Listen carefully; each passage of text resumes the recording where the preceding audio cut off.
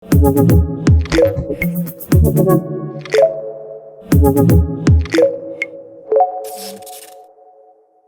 warahmatullahi wabarakatuh, pemirsa. Saya Happy Adisti kembali lagi menjumpai Anda dalam Poin Podcast Inspira. Hari ini saya kedatangan seorang tamu, sosok yang sudah tidak asing lagi di dunia sepak bola. CEO Bandung Premier League ini pada awal tahun sempat menjadi perbincangan karena menerapkan sebuah teknologi sederhana pada kompetisi bola. Saya sapa terlebih dahulu Kang Doni Setiabudi atau akrab disapa Ajalu. Siap. Halo Ajalu, apa kabar? Alhamdulillah sehat ya. Aduh, saya agak-agak gimana gitu ya, karena hari ini mau ngomongin olahraga gitu. Siap. Ajalu saat ini kan menjabat sebagai CEO Bandung Premier Iya, League ya. Sempat mencalonkan diri juga waktu tahun 2019 menjadi kandidat calon wakil ketua umum PSSI. Masih mau nggak sih untuk jadi ketua PSSI atau lebih memilih untuk membenahi kompetisi amatir jadi kompetisi yang berkualitas? Ya memang 2019 saya pernah ikut ya konstelasi pemilihan ketua umum PSSI dan wakil ketua umum PSSI. Saat itu saya berpasangan dengan teman saya Mas Arif dari Jakarta. Nah, cuman saat itu saya punya kendala di administrasi bahwa ada satu pasal di statuta PSSI yang menyatakan bahwa wajib 5 tahun terlibat di kompetisi sepak bola di bawah naungan PSSI. Nah, saat itu durasi waktu saya itu kurang 11 bulan. Hanya kurang 11 Kurang bulan. 11 bulan, betul. Tetapi karena memang aturan saya juga harus turut ikut dan harus menerima. Nah, sekarang memang 2023 ya, 2023 bulan Februari kalau nggak salah. Bulan Februari itu ada KLB lagi. Banyak sih netizen, teman-teman juga. Ya sebetulnya kalau kita boleh bicara jujur-jujuran bahwa orang seperti saya memang tidak pantas untuk jadi ketua umum PSSI. Kenapa saya bilang tidak pantas? Pertama, bahwa ketua umum PSSI itu pertama harus punya power. Ya, harus punya logistik yang besar, harus punya relasi dekat dengan pemerintahan, karena butuh lobby-lobby yang kuat terhadap pemerintahan. Nah, orang seperti saya tidak cocok untuk jadi ketua umum PSSI. Tapi kalau saya ditempatkan di praktisi operator liga, artinya bahwa orang yang mengelola sebuah kompetisi di Indonesia dengan suatu packaging, entertain, dan bisnis yang bagus, yaitu memang spesialis saya. Jadi kalau ditanya ketua umum PSSI atau di RUT PT LIB, ya kalau berdasarkan keinginan ya saya pasti di RUT PT LIB, di operator liganya. Jadi lebih memilih untuk membenahi dulu kompetisi-kompetisi amatir untuk nantinya dikembangkan lagi jadi kompetisi yang berkualitas. Iya, kalau amatir memang saat ini sudah kita kelola ya. Saya memegang liga amatir itu ada di Bandung, di beberapa kota termasuk 23 kota provinsi se-Indonesia itu punya liga amatir di bawah naungan Bandung Premier League. Nah, cuman saya butuh tantangan, saya butuh challenge bahwa bisa nggak ini seorang Jalu ini maju stepnya gitu. Jadi kalau saya bisa bermanfaat di amatir, apakah saya bisa berguna itu di profesional, ya itulah tantangannya. Jadi kalau memang nanti ada kesempatan, saya diajak dengan orang-orang baru nanti di PSSI, ya kenapa tidak, selama memang bisa bermanfaat buat orang lain, ya kita akan jalani itu. Tapi dalam waktu dekat lebih memilih ingin jadi dirut PT LIB dulu ya. Kalau disuruh memilih, saya memilih itu, memilih ya. betul. Karena butuh suatu logis yang cukup besar kan kalau untuk ketua PSSI. Iya. Tapi kalau boleh berandai-andai, ini kita nggak apa-apa ya berandai-andai Siap. aja lu ya. Kalau misalkan nanti suatu saat aja lu terpilih jadi ketua PSSI, apa sih yang ingin diubah untuk sepak bola Indonesia? Yang pertama kalau saya jadi ketua PSSI, saya pernah punya statement bahwa kantor PSSI saya kosongin dulu semuanya. Orang-orangnya saya pecatin dulu semuanya gitu. Itu yang saya lakukan pertama kali karena saya butuh bersih. Gitu. Saya tidak bisa menyapu lantai yang kotor dengan sapu yang kotor. Jadi saya sikat dulu semuanya, kemudian saya akan melakukan interview ulang. Betul, kepada orang-orang yang mempunyai integritas untuk sepak bola Indonesia. Saya akan panggil satu-satu. Kalau memang Anda punya kemampuan, Anda punya integritas di sepak bola Indonesia, ayo gabung saya di PSSI gitu. Nah, ketika federasinya orang-orang yang sudah punya integritas mengenai sepak bola Indonesia, ya insya Allah mungkin sepak bola Indonesia ya kita tidak usah lihat Maroko, kita tidak usah lihat misalkan Korea atau Jepang, kita bisa lihat Indonesia nanti di Piala Dunia. Seperti itu. Berarti secara tidak langsung memang kondisi dunia sepak bola Indonesia saat ini bobrok ya aja lu ya. Ya kalau disebut bobrok enggak, tapi bahasanya mati suri kan. Mati Mati suri. suri itu hidup Lebih enggak, cocok ya. mati enggak gitu kan. Hidup enggak, mati enggak gitu, itu mati suri. Atau mungkin lebih lebih cocoknya tuh kotor gitu ya. Tadi Kak Jelu bilang harus dibersihin dulu dong gitu. Ya, jadi pengertian kotor itu kan relatif kan, Iya. gitu. Kalau orang yang kotor pasti ngelihatnya bersih. Betul, tapi kalau orang yang bersih pasti ngelihatnya kotor. Dan bagaimana cara membersihkannya? Ya, seperti yang tadi saya bilang, kalau sapu kotor memang tidak bisa membersihkan lantai yang kotor. Tapi secara keseluruhan Ajalu melihat kondisi dunia sepak bola saat ini tuh seperti apa sih Ajalu? Apalagi baru kemarin ya tragedi Kanjuruhan. Nah, Iya, jadi sebetulnya kita juga harus appreciate ya terhadap Ketua Umum PSSI yang sekarang, Pak Muhammad Iriawan atau Pak Iwan Bule. Kita tidak boleh lupa bahwa semenjak beliau jadi Ketua Umum PSSI, sepak bola kita sudah di arah yang betul. Sudah di arah yang benar. Prestasi sepak bola kita juga lumayan. Kemudian pemilihan pelatih PSSI timnas juga itu standarnya standar dunia iya. gitu. Nah, cuman adanya kasus Kanjuruhan lah. Adanya kasus Kanjuruhan membuat image yang selama ini Pak Iwan Bule Sudah bangun. sudah bangun tiba-tiba memang hancur, dan ketika sudah hancur saat ini memang timbul tidak adanya trust dari pemerintah. Padahal kita tahu yang namanya PSSI sebelum ada kejadian di Kanjuruhan itu kan memang dekat sekali dengan pemerintah. Iya. Kenapa saya bilang tidak dekat sekarang? Karena dilihat bahwa Liga PSSI wajib menggelar KLB. Itu kan salah satu rekomendasi dari tim pencari fakta kasus Kanjuruhan. Jadi mau tidak mau Pak Iwan Bule memang harus istilahnya harus di KLB. Nah, terlepas nantinya Pak Iwan ini terpilih lagi apa tidak, kita tidak tahu nanti di KLB nanti. Tapi pemilihan selanjutnya itu tahun 2023 bulan tahun depan. Februari, betul. Kalau tidak salah tanggal 16 Februari ya Dan itu pemilihan. akan diselenggarakan KLB terlebih dahulu ya, Iya, Ajalu ya. betul. Apakah nama-namanya saat ini sudah ada?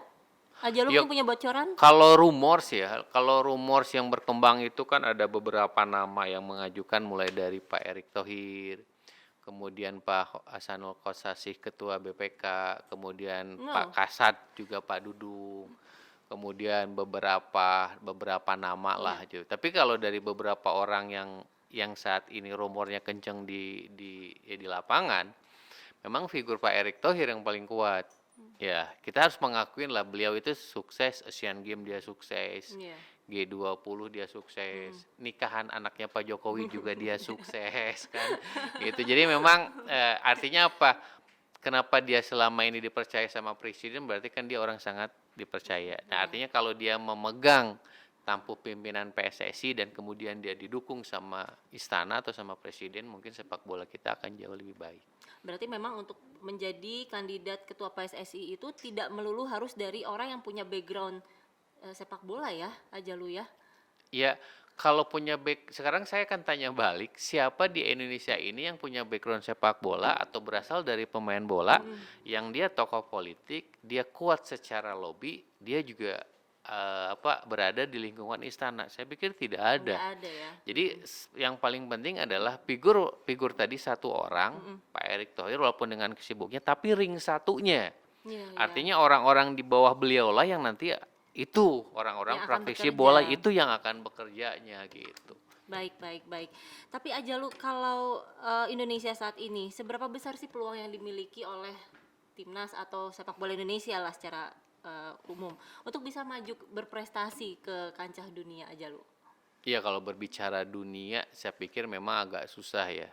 Jepang saja dia punya roadmap 50 sampai 100 tahun. 50 tahun dia untuk masuk Piala Dunia, 100 tahun dia untuk juara Piala Dunia, itu Jepang. Padahal di tahun 60-an Jepang itu belajar sepak bola sama Indonesia. Nah, Indonesia ya alhamdulillah sampai sekarang memang gini-gini aja kan. Nah, kita masih berbicara AFF nih. AFF kan besok nih.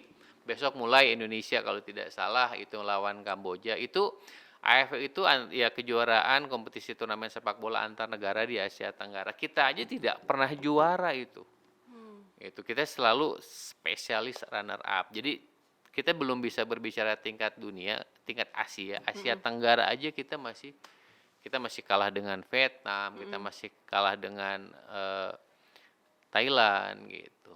Nah, yang kita khawatirkan kalau kita tidak berubah dari sekarang, mungkin besok lusa kita kalah sama Timur Leste kan. Padahal Timur Leste dulunya adalah provinsi dari kita. Iya. Betul. Makanya kita harus cepat berubah kalau memang sepak bola kita tidak ingin tertinggal jauh nantinya. Jadi jangan jauh-jauh dunia dulu ya, yang dekat dulu Asia aja ya. Tenggara aja Asia dulu Tenggara kita dulu, kuasai, betul. Asia, baru nanti maju ke Betul. dunia ya. Harusnya sih, harusnya memang feeling saya tahun ini kalau juara Piala Dunianya Argentina ujungnya A, harusnya juara Piala Indonesia. AFF Indonesia ujungnya juga A kan. Harapannya sih seperti itu. Apalagi sekarang kita punya naturalisasi kan. Itu naturalisasi, ada beberapa orang yang dinaturalisasi untuk jadi WNI untuk bisa bermain bola. Itu ada plus minus kalau dari gambaran saya. Plusnya oke lah, mungkin kita bisa melihat nih wajah-wajah ganteng pemain Indonesia akhirnya kan. Iya. Itu satu. Yang kedua mungkin turunan-turunan Eropa skillnya juga bagus-bagus. Tapi di sisi lain 270 juta penduduk Indonesia, apakah kita harus naturalisasi untuk menemukan 11 pemain bola? Itu yang jadi pertanyaan. Berarti ada salah nih di Indonesia ini pengelolaannya. Sampai sekarang kita fair, Maroko berapa sih penduduknya? Saya pikir tidak lebih banyak dari Provinsi Jawa Barat. Negara kecil setahu saya. Negara kecil gitu kan, Maroko. Tapi mereka bisa gitu. Indonesia gitu 270 juta gitu penduduknya.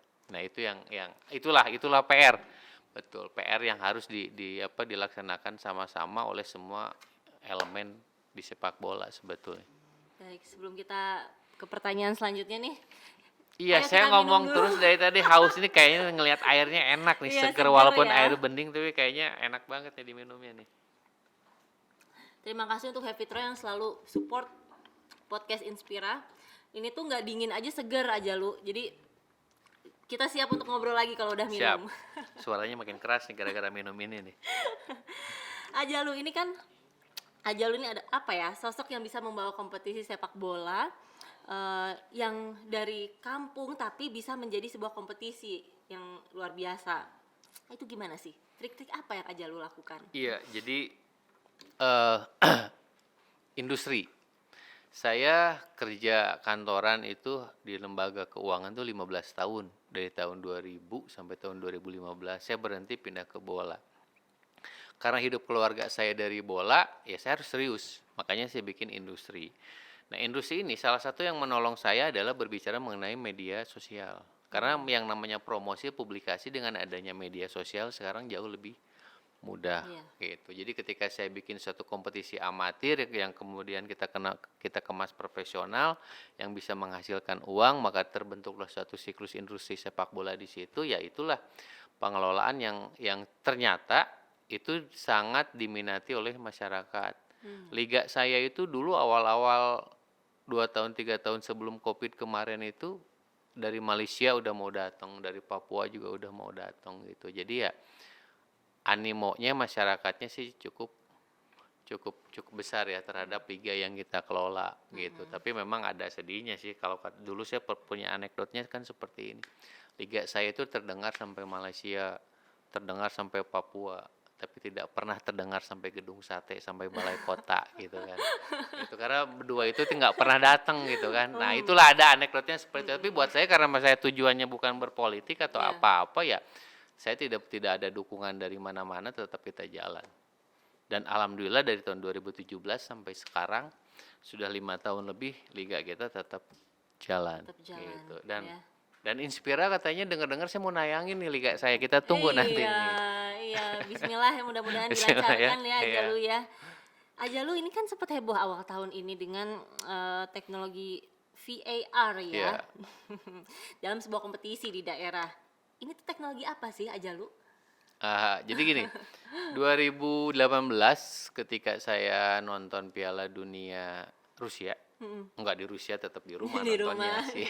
Jadi saya nonton itu ada teknologi yang FIFA baru ciptakan namanya VAR atau Video Assistant Referee. VAR ya. Jadi VAR itu adalah alat bantu teknologi yang diciptakan untuk membantu keputusan wasit. Nah, wasit ini kan kadang-kadang mungkin dia human error atau tidak terlihat pandangannya membuat keputusan yang salah. Dengan adanya VAR, bahwa itu bisa membantu, bisa mereplay kejadian ulang, akhirnya wasit bisa melihat dan wasit bisa memutuskan dengan benar. Nah, semenjak itu saya mencoba menciptakan suatu alat yang sama.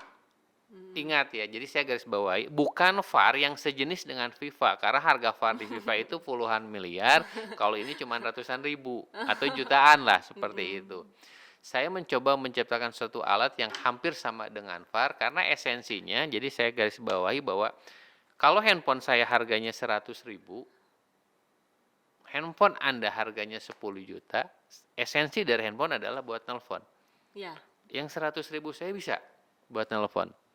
Yang 10 juta Anda handphonenya bisa buat nelpon, tapi secara teknologi memang beda. Tapi tujuannya cuma buat nelpon. Nah, VAR yang saya ciptakan dengan teman-teman ternyata bisa membantu keputusan wasit di dalam pengambilan keputusan. Hasilnya apa? Pertandingan di liga saya itu tidak ada berantem atas dasar keputusan wasit yang salah. Itu artinya mereka menerima gitu. Nah, itulah sempat jadi booming, jadi viral. Pak Menpora dulu itu Pak Imam Nahrawi yang sebelumnya sempat datang, TV juga itu semuanya, dan akhirnya boomingnya tahun kemarin lah. VAR kita di stop sama PSSI, tidak boleh dipergunakan lagi katanya. Akhirnya di stop. Iya, dilarang gitu. Saya nggak tahu lah Atas dasar alasannya. apa akhirnya diberhentikan? Atas dasar mungkin PSSI-nya belum bikin. Mungkin aja kan. Tapi ya saya tidak tahu gitu. Kalau berbicara sebetulnya kan kita swasta. Kita juga tidak membuat alat semacam ini tidak untuk membuli PSSI, tidak untuk menyalahkan PSSI, tapi saya hanya ingin, ya saya kan tidak mungkin saya punya suatu tempat lapangan bola, saya bikin liga terus orang itu berantem. Iya. Kalau berantem dosa saya banyak kan, udah duitnya sedikit, dosanya banyak, buat apa saya lakuin gitu. Nah, akhirnya tujuannya supaya tetap jalannya liga dengan berjalan normal. Akhirnya pakai VAR, semuanya berjalannya enjoy, semuanya happy, saya dapat pahala, saya dapat duit, enak kerjanya jadinya kan seperti itu gitu. Nah, mungkin itulah gitu. Tapi saya lagi melobi federasi, mudah-mudahan Liga 2 kita yang bulan Januari mau kick off diperbolehkan lagi. Walaupun misalkan istilah namanya bukan VAR lagi, atau kita ganti jadi VAR, FIAR kayak mobil VR yang kendaraan roda 3 gitu kan. Yang untuk angkut galon. Angkut galon. Padahal akan lebih apa ya? Mungkin akan lebih menarik kalau digandeng gitu sama PSI ya. Ayo kita bareng-bareng bikin gitu. Kalau menurut kacamata saya ya sebagai netizen. Kalau gitu. orang umum pasti melihatnya seperti itu. Saya juga tidak salahkan. Tapi kan kalau berbicara masalah sepak bola itu kan sudah kartel. Kita berbicara FIFA. Jadi lisensi VAR itu tidak boleh beli dari mana-mana, harus dari FIFA. Gitu. Jadi ya itulah, Mungkin ini harus bisnis. ganti nama kayaknya. Iya, harus ganti nama. Jadi memang kondisinya lah serba susah. Ya, tapi kalau misalkan ya apa ya, kalau berbicara swasta, Tarkam atau yang di luar wilayah PSSI memang harusnya sih boleh-boleh saja karena memang tidak resmi kan. Itu sebetulnya liga kita itu tidak resmi gitu. Tapi ketika misalkan packagingnya bagus, jadi statusnya jadi naik gitu. Jadi statusnya jadi naik, jadi orang melihatnya bahwa ini harus lebih punya status lagi, harus lebih resmi lah, katakan seperti itu. Ajalu kan sebagai promotor ya, bikin kompetisi-kompetisi yang tadi sempat saya tanyakan juga di daerah-daerah. Itu tujuannya apa sih Ajalu? Ya kalau tujuannya sebetulnya bohong lah kalau saya tidak berbicara uang. Ya kalau saya tidak berbicara uang juga pasti buat apa saya bikin di sana. Tapi kan kalau dengan adanya, jadi begini, Anda boleh menciptakan uang, tapi Anda juga memberikan peluang terhadap orang lain untuk berkembang. Itu sah-sah saja di sana. Jadi kalau saya bikin di kota-kota di seluruh Indonesia, kemudian kompetisinya berjalan baik, besar, dan kemudian mereka bisa menciptakan bibit-bibit pemain potensial untuk timnas, kan kenapa enggak? Gitu, akhirnya juga larinya ke sana. Gitu. Uang dan peluang. Iya. Ada kompetisi apa aja nih Ajalu untuk tahun depan? Tahun depan kita udah full book 1 tahun. Ya, kita mulai Januari itu dari BPL Liga 2, itu diikuti oleh 16 klub. Kemudian di Februari kita ada usia juga usia 15 sama usia 16. Kemudian di bulan puasa kita punya ngabuburit, Liga ngabuburit biasa gitu. Kemudian setelah Lebaran kita mulai lagi ada BPL Cup. Jadi BPL Cup itu Piala FA-nya Liga Inggris. Pesertanya itu digabung antara Liga 1 dengan Liga 2. Setelah itu jalan ke Liga 1. Nah, setelah Liga 1 itu mulai lagi Liga Anak Jabar usia 9, 10. Nah, cuman khusus tahun 2003 kita punya suatu event yang cukup bagus namanya Jawa Barat The Or. Jadi Jawa Barat d'Or itu kayak Ballon d'Or. Iya, iya. Jadi itu adalah suatu acara penganugerahan pemain-pemain terbaik selama 1 tahun dari seluruh kompetisi yang kita lakukan. Jadi kita itu punya KU9, 10, 11, 12, 13, 14, 15, 16, BPL Liga 1 dan BPL Liga 2. Nah, seluruh pemain-pemain terbaik nanti akan dipilih untuk datang ke satu hotel. Saya cuma ngebayangkan anak kecil jalan pakai jas hitam di red carpet gitu, kita pakai wall of fame yang bagus seolah-olah ini piala apa penghargaan pemain terbaik dunia. Kita akan ciptakan itu gitu. Jadi kalau anak kecilnya happy, packagingnya bagus, ya itu juga akan itu di akhir tahun. Memang karena penghargaan untuk pemain terbaik itu memang selalu di akhir tahun. Itu puncaknya di situ nanti. Ide-ide unik itu datang dari mana sih aja lu? Kok bisa sih kepikiran untuk bikin konsep-konsep kayak gitu? Sebetulnya tuh gini, setiap orang itu pasti punya pemikiran, punya ide-ide. Yang beda itu bahwa orang itu mau nggak mengaktualisasikan idenya. Gitu kan kadang banyak orang punya punya ide gini-gini ya udah cuman ide itu cuman percuma kalau memang dia tidak dieksekusi gitu. Nah, kalau saya kadang-kadang sering apa ya? Tidak tahulah, orang juga itu bukan pertanyaan yang sekali atau dua kali itu mungkin orang nanya ke saya 10 kadang-kadang suka bikin ide-ide aneh gitu kan kayak sekarang tadi saya ngobrol saya pernah bikin event Piala Dunia Anak Indonesia jadi anak-anak kecil itu saya bikin di Palembang tuh kemarin saya punya program itu saya tawarkan ke Kadispora di Palembang kemudian dikerjakan di sana saya ke Palembang 1 minggu bikin event anak-anak kecil pakai jersey gitu jersey Piala Dunia ya, kebetulan finalnya itu Indonesia lawan Arab Saudi. Kebetulan Indonesia masuk final. Padahal kita tidak setting kan. Padahal harapan saya pengen Indonesia masuk final. Gitu dan itu memang tercipta akhirnya ketika kita bikin packagingnya kan pertama kalinya Indonesia masuk final Piala Dunia. Di bawahnya baru usia 10 tahun gitu kan. Ada kebanggaan lah gitu kan lagu Indonesia di final Piala Dunia. Saya juga lagi pengen di Jawa Barat itu. Lagi coba ketemu sama Kang Emil lah gitu mudah-mudahan bisa disupport atau apa gitu jadi anak Jawa Baratnya lucu aja kayaknya kan aroma Piala Dunia masih ada ya Masih hawa-hawa World ya Cup nih masih hawa-hawanya belum ada habis soalnya betul. ini. Aja lu harapan untuk sepak bola Indonesia. Harapan untuk sepak bola Indonesia yang pertama pasti siapa sih yang tidak apa ya mungkin saya orang pertama yang nangis kalau lagu Indonesia itu berkumandang di Piala Dunia kan. Merinding gitu. ya. Itu merinding Saya gitu kan. juga udah Saya nggak tahu mudah-mudahan di usia saya itu masih ngalamin gitu kan. Jadi kemarin saya dapat informasi bahwa Indonesia target masuk Piala Dunia 2026 atau 2030 saya pikir enggak lah. Kita tuh butuh proses minimal 20 atau sampai 30 tahun berproses untuk masuk hanya lolos ke Piala Dunia. Harapannya cuma satu buat siapapun yang memang ingin memajukan sepak bola Indonesia ya ayo sama-sama gitu sama-sama bahwa kalau kita tidak bisa seorang Jalu mengubah sepak bola Indonesia itu saya butuh Jalu-Jalu yang lainnya karena Jalu itu dalam bahasa Sunda itu kan laki-laki kan ya. betul saya butuh laki-laki yang memang punya integritas punya kemauan tinggi gitu saya juga butuh orang-orang pengamat bola atau apapun yang berbicara yang berbicara mengenai bola itu mau sedikit mencurahkan ide pemikirannya untuk sepak bola Indonesia kan banyak di Indonesia itu banyak orang yang berbicara bola banyak orang pengamat bola tapi yang jadi masalah adalah ya mereka sering berbicara sepak bola di depan layar kaca tapi kan mereka kadang-kadang pertanyaan saya apakah mereka mau membangun sepak bola atau hanya mereka memikirkan ekonomi keluarga aja gitu ya kita nggak bohong ya bahwa bobrok nih sepak bola Indonesia tapi kan dengan bobroknya saat ini kan yang hidup tuh banyak biarinlah sepak bola Indonesia gitu yang penting saya hidup saya jadi presenter saya jadi apa yang penting seperti itu ya pertanyaannya adalah sepak bola Indonesia bobrok aja kalian bisa hidup apalagi kalau maju gitu nah itulah harapan saya seperti itu gitu. Tapi ya Ya musuhnya juga banyak kalau orang-orang seperti saya. Ya itulah. Ya itulah. Sebentar, saya juga jadi haus. Haus lagi. Ayo Enak soalnya ini minumannya ini. Aduh. Biar event saya disponsorin sama ini nantinya Iya, kan. Hevitro Hevitro. sama browniesnya juga karena Hevitro ini adalah produk dari Amanda Brownies gitu, satu produk Kak. Jadi sama gitu, udah makan brownies minumnya Hevitro. Enak browniesnya nih. Nggak Baik. apa-apa biar kalau nggak ada di meja podcast biasanya browniesnya nyampe ke meja saya nanti.